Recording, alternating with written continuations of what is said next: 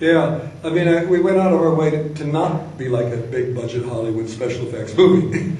And so it was like other films like Van Helsing, they were, what's the Peter Jackson films, all the big ones are very big.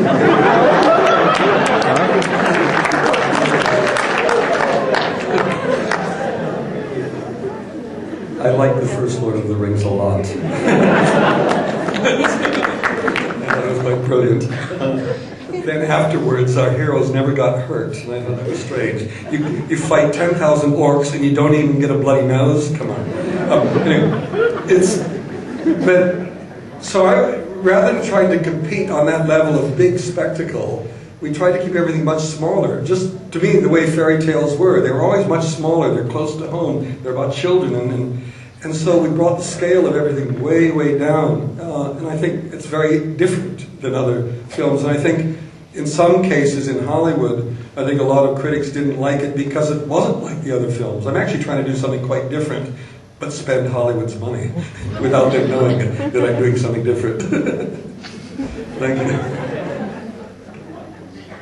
So far, I cannot make Don Quixote, so I can't make...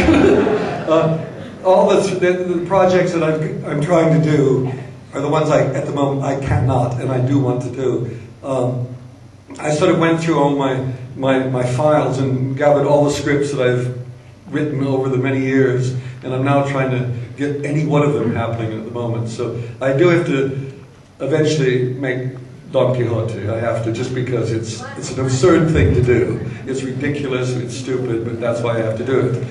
And all my advisors say, no, move on, forget about it. But if you're going to get involved with Don Quixote, you've got to be as crazy and as mad as Don Quixote. So that's, hopefully, we are very close to getting the script back. We may get the script back in the next few weeks, and then it'll be a long process of trying to raise the money once again.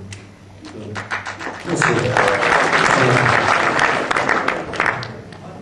What makes a good script? I don't know. I mean, all I know is what appeals to me. That's all I can say. I don't know what appeals to you, and I don't know what appeals to you. I just know I read something, that's good. It's full of good characters. It surprises me. It's things I've never seen before. I mean, I remember when 12 Monkeys, the script was sent to me, I said, this is never going to be made in Hollywood. It's too complicated. It's too complex. It's too dark.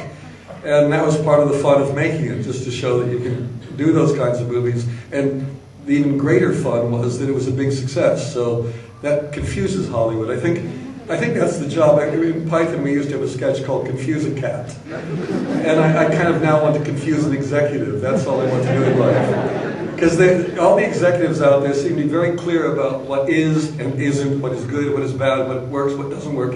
And it's nice to constantly show them they're wrong. Of course, a new one just comes in and replaces the one that was there before that was wrong. So it doesn't really work. I didn't know how you directed actors. I've never understood that. I thought this was some mysterious art. And it turns out I seem to be pretty good with actors. And I think it's because I'm a good audience. So when they're funny, I laugh. When they're sad, I cry.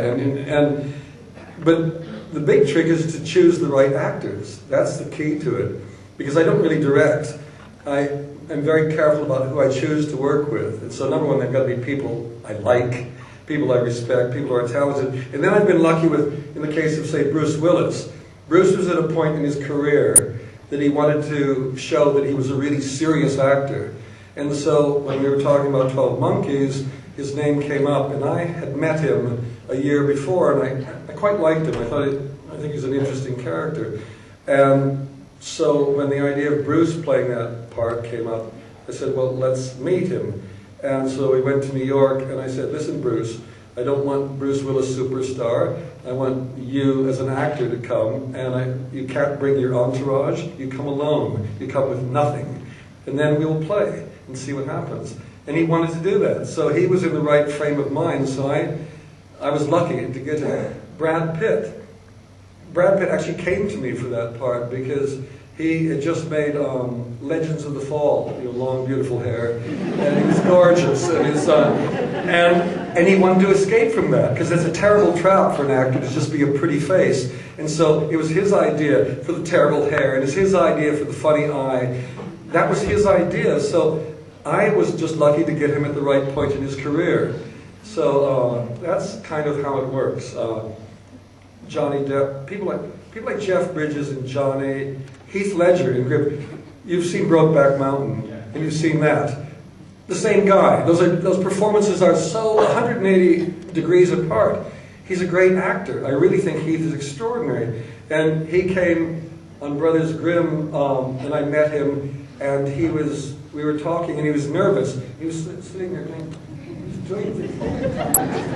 And I said, keep that, do that.